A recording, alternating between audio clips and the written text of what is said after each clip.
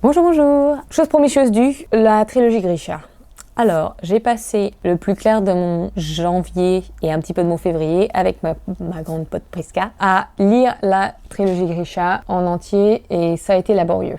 La trilogie Grisha, c'est donc un premier bouquin, Shadow and Bone, qui est sorti en 2012, donc ça date un petit peu. Ça a été écrit par Leigh Bardugo et récemment, beaucoup de gens le savent, Netflix a racheté les droits ainsi que la duologie des Six of Crows pour en faire une espèce de mash-up de série qui va sortir en avril. Et donc notre but à nous, c'était de lire la trilogie Grisha et les Six of Crows ensemble, enfin pas ensemble en même temps, mais disons dans la progression.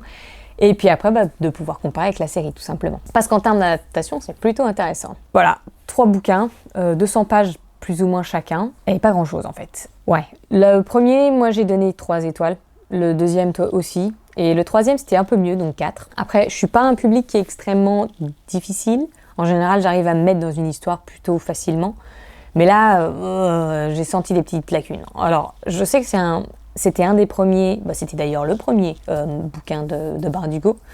Et ce que j'ai vraiment apprécié dans cette trilogie, c'est la progression de son écriture en fait. Elle est flagrante et moi en tant que lectrice, c'est vraiment quelque chose qui me plaît à voir. C'est-à-dire que je sais que à partir du 3e opus donc de la trilogie Grisha, Ruin and Rising, ça va aller de mieux en mieux. Et ça fait plaisir. Parce que du coup, maintenant qu'on en est à la duologie des Six of Crows, je sens la différence quoi. Maintenant, bon, ça n'empêche pas que le premier bouquin c'était plutôt lent. Le personnage principal, donc Alina, est plutôt plate. Elle n'a pas beaucoup de répondants. Tout au long de la trilogie, en fait, elle se fait un peu mener par la baguette, surtout par les hommes dans sa vie, on va dire. Donc il va y avoir Mal, qui est son meilleur ami d'enfance, fidèle à son poste, voilà, dont elle est amoureuse secrètement depuis toujours. Il y a le Darkling, qui est le méchant, qui est brun ténébreux, qu'on aime, hein, évidemment, c'est toujours ce qu'on veut, et dont elle est un peu attirée, mais en même temps il est mauvais, on sait qu'il est mauvais, mais elle a une connexion avec lui. Et puis un troisième mec, qui est Nikolai et qui est donc le descendant au trône de Ravka. Il est charmant, il a beaucoup de bravado, enfin voilà, il est très cool, mais il se sert quand même d'Alina un petit peu pour parvenir à ses fins. Mais pas dans un esprit mauvais, je dirais plus dans un esprit, si je veux que mon pays aille mieux, il faut que je fasse ça, et puis tant pis pour les conséquences. Donc voilà, et elle se fait un peu mener à la baguette par 3, même si il est clairement exprimé dans les bouquins que elle est donc le Sun Summoner. Elle a le pouvoir d'appeler la lumière, opposé bien sûr au Darkling qui peut appeler les ténèbres, donc c'est très manichéen, hein, il y a une dichotomie qui est assez flagrante là-dedans, mais bon, après tout, why not hein.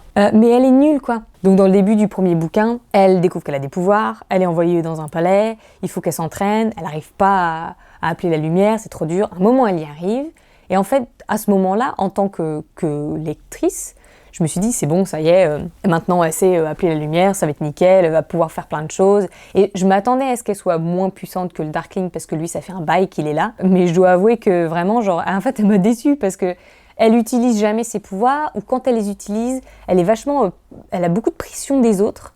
Il y a un passage où il faut qu'elle découpe une montagne pour un peu prouver que enfin pour un peu se prouver en fait aux autres, ce qui est un peu débile, parce que ça fait quand même un bail qu'on les suit, quoi. Tout le monde sait qu'elle peut le faire. Et elle est là, oh non, j'arrive pas, et elle fait et hop, elle arrive à couper la montagne, et tout le monde est là, oui, mais oui, bravo, puis elle est là, j'ai réussi, bon d'accord.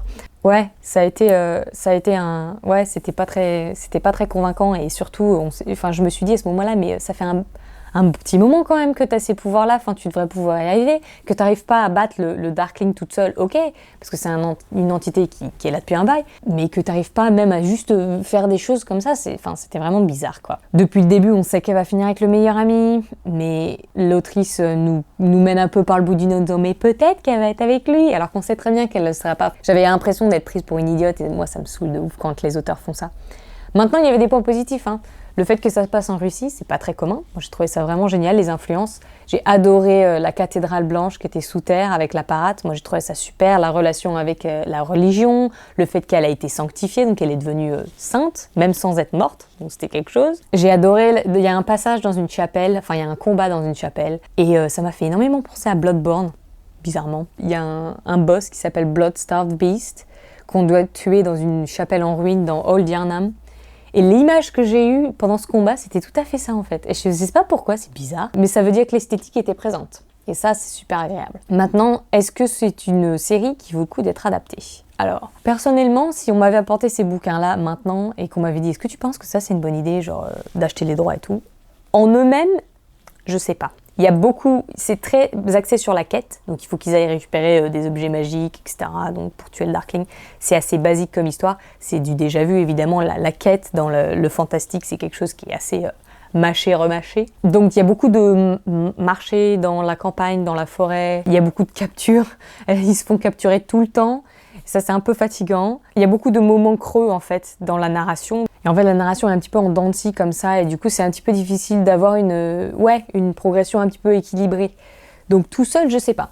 Il faut savoir aussi que dans les 3 bouquins, donc le dernier était mieux, moi je l'ai trouvé mieux, parce que l'écriture donc, de Bardugo s'améliore, et elle introduit beaucoup plus de caractères, de personnages, et leur personnalité surtout. En fait, c'était des personnages qu'on avait vus depuis le début, mais ils se mettent tous en groupe, en fait, ils se mettent vraiment complètement en groupe, et on voit beaucoup plus chaque personnalité de chaque personnage, mais vraiment au microscope, on commence à deviner qui est qui. Et ça, c'est vachement rafraîchissant, en fait, parce que du coup, on n'est pas juste dans la tête d'Alina qui est là « Ah, j'arrive pas à faire les trucs », ou de Mal qui est là genre « Oh, elle est trop bien pour moi, vas-y, j'en ai marre de la voir et tout ».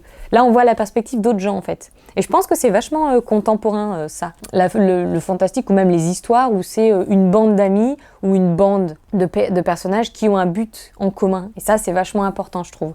On voit ça dans, il me semble, The Lies of Locke Lamora. On voit ça dans les Mistborn, enfin dans les Fils de la Brume.